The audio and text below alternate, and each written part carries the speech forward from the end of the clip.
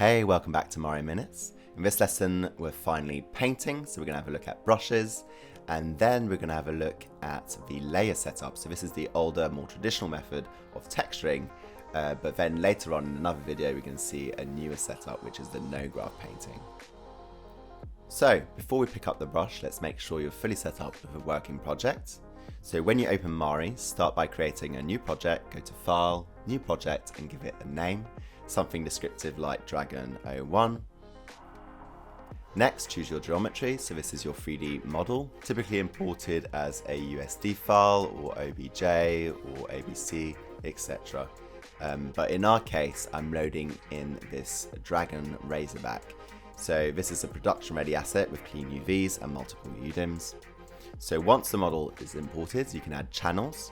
So channels that we've seen before are basically the containers that you think you'll need. So roughness, diffuse color, etc. But don't worry if you don't add them all now, you can add them later on in the channels tab. Alright, project's loaded, channels are set, let's paint. So Mari gives you many different tools to apply and paint, but we are going to have a look at the two most basic ones today. So we've got the paintbrush and the paint through tool. So the paintbrush, which is this one, lets you paint freehand directly onto a model. So it's projection based, meaning strokes are projected through your current camera angle onto the surface. Then we have the paint through tool, so just below that, or you can press the shortcut U. So this one lets you project an image onto your model. It's ideal for reference based texturing like scars, decals, or real skin detail. So let's start with the paint tool. So if you head to your channels tab, select the base color channel, and then click on the paint tool. In the tool properties panel, you'll find settings for radius, opacity, flow, softness, spacing. And once you have found the settings that you like, you can even save that brush for future use in your shelf. You can also import brushes from other artists as well and export ones that you've made. You can also adjust your brush on the fly using these shortcuts in the viewer. So R plus drag changes the radius, so if you drag to the left or right, so this is for the outer radius of your brush, and then up and down for the inner radius of your brush. And then we have W plus drag to change the rotation, O plus drag to change opacity, and then last but not least we have Q plus drag to change the squash intensities.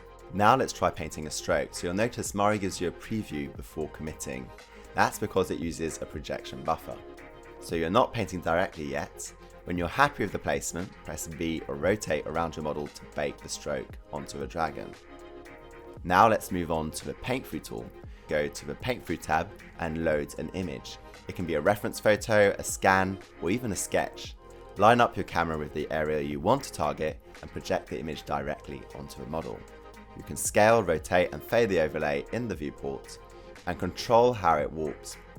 Now let's move on to the second part of this video, where we're going to talk about different setups when it comes to texturing. So we have layer stacks or the no graph, or even both at the same time.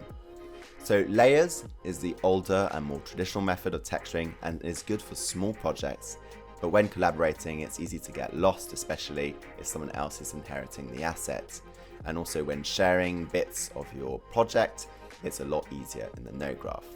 But the layer system is still quite powerful and is still quite used to this day, so we're going to cover it in this video as well. So for the layer setup, each channel has its own layer stack. This means you can build up each channel using multiple organized layers, just like you would in Photoshop. In the layers tab, you'll see a few different options. You have add layer, which is pretty self-explanatory. Then you have adjustment layer, so this allows you to modify the brightness, contrast, hue, etc. Then you have like procedural layers, so to generate noise, grunge, or surface variation mathematically. And then you have mask layer, so you use to control where a layer appears. Add a mask layer to any layer or group and paint in black and white to drive it.